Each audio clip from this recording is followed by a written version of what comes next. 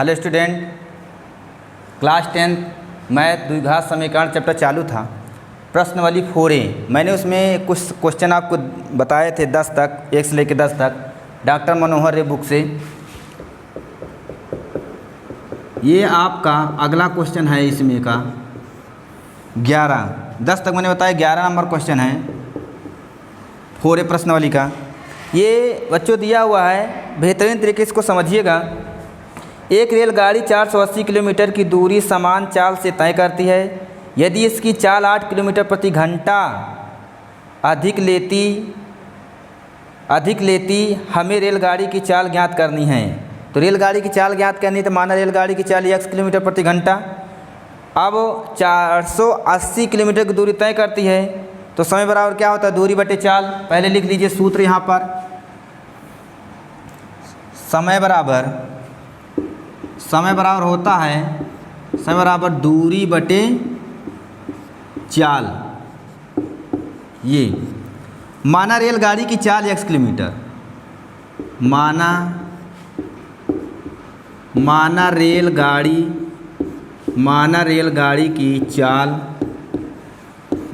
की चाल x kilometre प्रति घंटा। एक बात ध्यान रखिए, किलोमीटर प्रति घंटा को मीटर प्रति सेकंड में चेंज करने के लिए 5/18 से गुणा करते हैं। किलोमीटर को उसमें चेंज करनी 5/18, किस में, मीटर प्रति सेकंड में कभी चेंज करना होता है तो। फिर यहाँ पर दूरी कितना है, दूरी लिखा हुआ है बच्चों 480 किलोमीटर प्रति घंटा। तो समय बराबर क्या हो जाएगा, क्योंकि इन्हीं 480 किलोमीटर दूरी तय करने में लगा समय।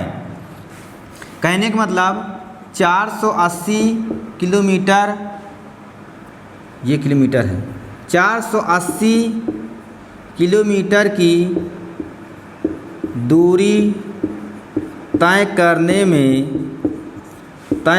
में लगा समय बराबर दूरी बटे चाल होता है। तो दूरी 480, समय आपका x घंटे, क्योंकि नहीं किलोमीटर प्रति घंटा दिया हुआ है तो घंटे में लिखेंगे इसको। अब फिर दिया हुआ है कि रेलगाड़ी की चाल, कह रहा क्वेश्चन में इसकी चाल 8 किलोमीटर प्रति घंटा कम कर दी जाए। जो कह रहा है कि 8 इसमें मतलब रेलगाड़ी की चाल मैंने x किलोमीटर प्रति घंटा माना है, x किलोमीटर प्रति घंटा की चाल चल रही है। यदि रेलगाड़ी की चाल 8 किलोमीटर प्रति घंटा कम कर दे तो x माइनस क्या हो जाएगा प्रश्नानुसार। जैसे प्रश्न कह रहे हैं, प्रश्नानुसार कह रहा क्वेश्चन में रेलगाड़ी की चाल 8 किलोमीटर प्रति घंटा कर दे। रेलगाड़ी की चाल में कमी कितना, x माइनस 8 हो जाएगा किलोमीटर। अब लगा समय कितना हो जाएगा, तब 480 किलोमीटर की दूरी तय करने में लगा समय हो जाएगा 480 बटे 480 x माइनस 8 घंटे। कह रहा क्वेश्चन में कह रहा है कि एक रेलगाड़ी की चाल ज्ञात करना है। रेलगाड़ी की चाल 1 किलोमीटर प्रति घंटा मान लिए। अब कह रहा है कि नहीं, फिर रेलगाड़ी दूरी है 480, यदि रेलगाड़ी की चाल को हम कम कर देते हैं तब उसको समय इतना लगता है। अब कह रहा है कि हमें रेलगाड़ी की चाल उसे दूरी तय करने में 3 घंटे अधिक समय लेती है। तो दोनों का अंतर निकालिए, अधिक समय लेती है, 3 घंटे अधिक समय लेती है, तो दोनों का अंतर निकाल लीजिए। तो इधर जोड़ दीजिए, इधर इस तरफ आएगा तो फिर माइनस में हो जाएगा 480 बटे x माइनस 8, 480 बटे x बराबर 3।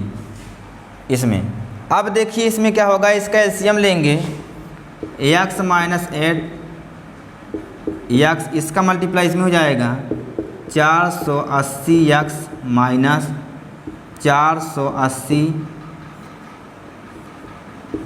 हो जाएगा x माइनस 8 बराबर 3। क्रॉस मल्टीप्लाई करेंगे तो हो जाएगा। इसका ऊपर करते हैं, थोड़ा मैं रफ कर रहा हूँ, आप इसको लिख लिए होंगे, थोड़ा लॉन्ग क्वेश्चन है।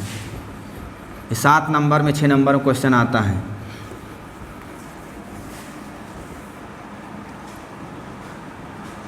इसका हो जाएगा 480 x माइनस 480 x प्लस 38 40, इसका गुणा कर दिए इसमें। 8 है 64, 8 छंग 48, 8 चौक 32, 32 6 38। फिर इसका इस तरफ हो जाएगा, इसका इसमें कर लीजिए, x का स्क्वायर माइनस 8x बराबर 3। अब देखिए, अब इससे कैंसिल, ये हो जाएगा 3x का स्क्वायर माइनस 8 त्रिक 24 x बराबर 3 38 40। अब ये 3x square minus 24 x minus 38 40 बराबर 0। ये अब इसको आप इसमें से कामा ले सकते, 3 कामा ले लीजिए। x का स्क्वायर 3 अठे 24 x, ये हो जाएगा आप कहानी 1280, 12 का नंबर हो जाएगा। और फिर 3 दूनी 6, 3 8 24 0, सही है। ये आपका अब गुणा करने पर 1280 होना चाहिए, घटाने पर 8 होना चाहिए, ये आपको ध्यान देना है। तो 40 का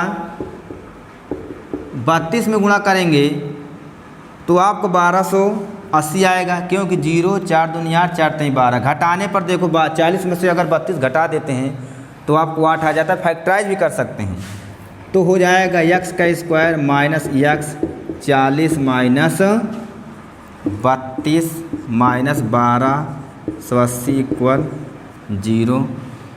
x का square minus 40x minus plus 32x minus 1280 equal 0। इसमें से यानी x कामा ले लेंगे, x माइनस 40, इसमें से 32 कामा ले लेंगे तो x माइनस 40 इक्वल 0। तो इसमें से नहीं x minus 40 x plus 32 equal 0। x बराबर आ गया 40, x बराबर कितना आ गया 40 किलोमीटर प्रति घंटा। x बराबर आ गया 1 माइनस 32 किलोमीटर प्रति घंटा, ये अमान्य माना जाएगा।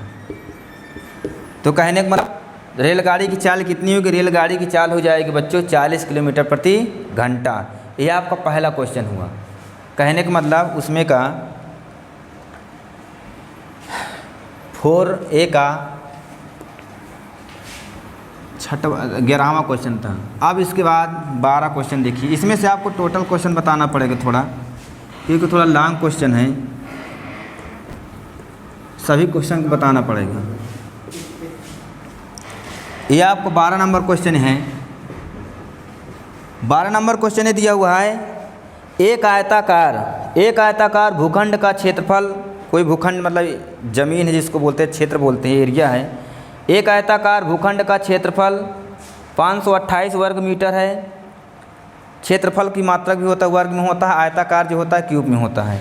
क्षेत्र की लंबाई मीटर में है, चौड़ाई के दुगने से 1 अधिक है। हमें भूखंड की लंबाई और चौड़ाई ज्ञात करना है, तो हमें भूखंड की लंबाई और चौड़ाई ज्ञात करना है। तो भूखंड की चौड़ाई x किलोमीटर मान लीजिए, माना भूखंड की, और देखिए आयताकार भूखंड का क्षेत्रफल जो होता है, क्षेत्रफल बराबर होता है लंबाई गुणे चौड़ाई, ये आपको ध्यान रखना है। तो माना भूखंड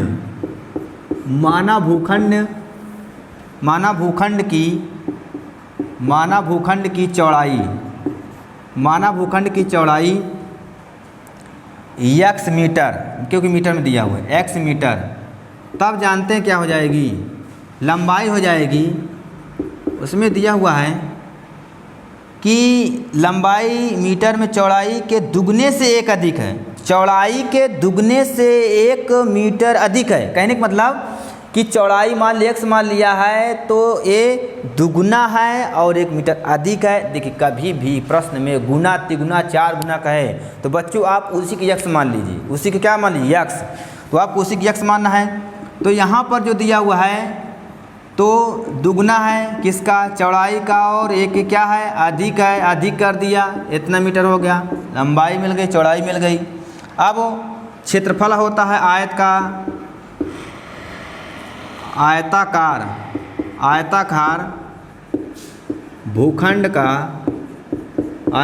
भूखंड का क्षेत्रफल बराबर होता है लंबाई गुणे चौड़ाई, ए होता है। तो आप कहानी लंबाई दिया है 2x + 1 ax और क्षेत्रफल कितना दिया है 528।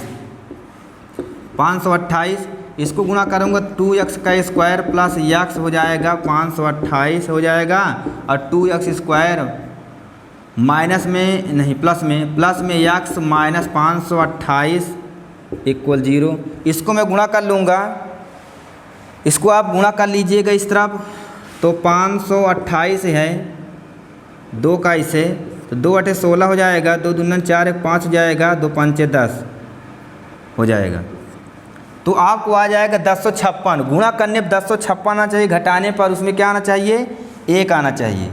तो 33 का 32 में गुणा करेंगे तो 1056 आएगा, और 33 में से अगर 32 घटा देंगे तो उसका आंसर 1 आएगा। तो यही कर लीजिए 2x² प्लस x कितना है 33 माइनस 32 माइनस में 528 = 0। ये हो जाएगा 2x² plus 33x minus 32x minus 528 = 0। इसमें से आप x कॉमन ले लीजिए तो x प्लस 33 हो जाएगा, ये माइनस 32 कॉमन ले लेंगे। आप सोचते हैं कि इतना जल्दी क्यों लगा रहे हैं, आप इतना ध्यान रखिएगा, कभी भी अगर इस पर 33 आया तो इस पर 32 अगर ले लिए कॉमन तो समझिए 32 इस पर 33, इस पर x + 3 33 है तो इस पर भी x + 33 होना चाहिए। अगर नहीं आ रहा तो हमारा आंसर गलत है। तो x + 33 यहाँ पर हो जाएगा, ये इसके बाद x + 33 यहाँ x + 33 ये हो जाएगा, यहाँ पर x माइनस 32 हो जाएगा बराबर 0, x + 33 = 0। तो x बराबर कितना हो जाएगा माइनस में 33 मीटर। ये माइनस में अगर मान आता है लंबाई चौड़ाई ऊंचाई तो अमान्य है, तब x माइनस 32 तो x बराबर हो जाएगा 32 मीटर। तो कितना आ गया 32 मीटर। ये आप कहानी कितना दिया हुआ है 33 दिया हुआ है। ये आप कहानी थोड़ा सा कहीं गड़बड़ी हो गई है इसमें, ये थोड़ा सॉरी इसमें यहाँ से गड़बड़ी हुई है, देखिए थोड़ा सॉल्व करने में। ये इस पर क्या है ना कि यहाँ पर x कॉमन ली है तो यहाँ पर 2x + 33 होना चाहिए। अब यहाँ पर 16 कॉमन होना चाहिए, ये 16 दूना 32 2x ये आ जाएगा आपका 33, ये बराबर 0। ये यहाँ से गड़बड़ी हो गई तब वो ये आएगा, क्योंकि छूट गया थोड़ा। 2x + 33 ये आप कहानी हो गया। अब हो जाएगा x माइनस 16 ये हुआ, तो x बराबर हो जाएगा यहाँ पर 33/2 हो जाएगा, मीटर में आ गया, ये माइनस में, ये अमान्य माना जाएगा। x माइनस 16 = 0, तो x बराबर क्या हो जाएगा, x बराबर हो जाएगा आपका 16 मीटर। तो आप कहानी जो मान आया है 16 मीटर, कहने का मतलब चौड़ाई आपकी जो आ गई है बच्चों, चौड़ाई कितनी आ गई है 16 मीटर। जब चौड़ाई 16 मीटर आ गई है तो लंबाई आपको जानते हैं कितना आ जाएगी, यहाँ पर रखूँगा 16 1 16 32 तक 33 मीटर। तो लंबाई चौड़ाई आप ज्ञात करना, तो 16 मीटर आ गया आपका, 33 मीटर आ गया। अब इसमें 16 आ गया। अब इसमें एक क्वेश्चन और देखिए, क्योंकि थोड़ा लॉन्ग क्वेश्चन है। एक क्वेश्चन जब एग्ज़ाम में आता है तो कम से कम 6 नंबर या 7 नंबर लॉन्ग क्वेश्चन पूछता है, ये भी ध्यान रखना है। इसमें से लॉन्ग क्वेश्चन पूछा जाएगा। अब इसमें जो 13 नंबर एक लास्ट क्वेश्चन जो दिया है, रोहन की माँ उसके 26 रोहन की माँ उससे 26 वर्ष बड़ी है, उनकी आयु वर्षों का गुणनफल अब से 3 वर्ष बाद 360 हो जाएगी। हमें रोहन की वर्तमान आयु ज्ञात करना है। मैं आपको समीकरण बना देता हूँ, आप सॉल्व कर लीजिएगा इसको। कहने का मतलब, मान लीजिए रोहन की वर्तमान आयु x माना रोहन की वर्तमान आयु x वर्ष, रोहन की वर्तमान आयु x वर्ष। फिर कह रहा है कि नहीं, रोहन की माँ उससे 26 वर्ष बड़ी है। रोहन की माँ उससे 26 वर्ष बड़ी है। किससे बड़ी है? ये रोहन से। माँ तो ही बड़ी होगी, और का बेटा उसका बड़ा थोड़ा होगा। तो रोहन की वर्तमान आयु x मान लिए हैं, तो रोहन की माँ की आयु कितनी हो जाएगी?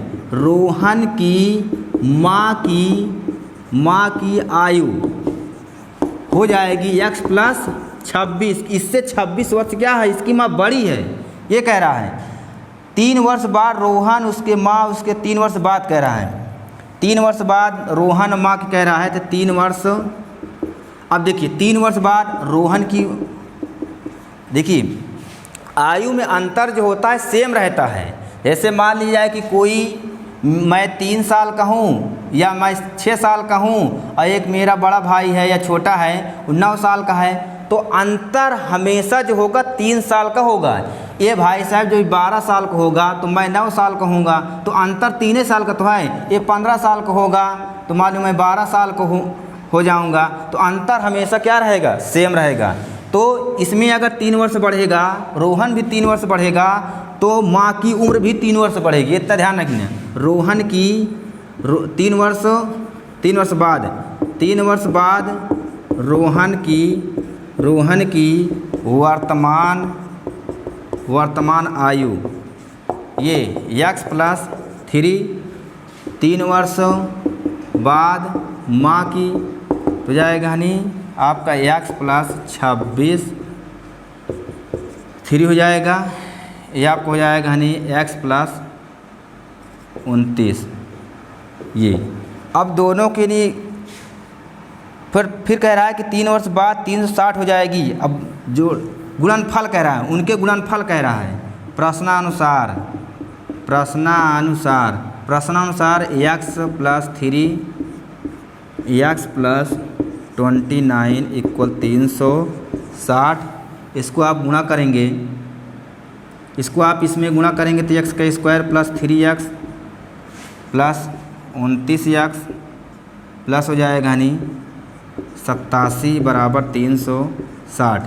अब x का स्क्वायर प्लस में 32 हो जाएगा 32x प्लस 87 बराबर 360। आप इसको इधर ले घटा लीजिएगा, फिर समीकरण बनाइएगा। x की वैल्यू जब आ जाएगी तो इस पर रख दीजिए, इस पर रखिएगा, दोनों की वैल्यू आपको आ जाएगी। सभी बच्चों को बहुत बहुत धन्यवाद।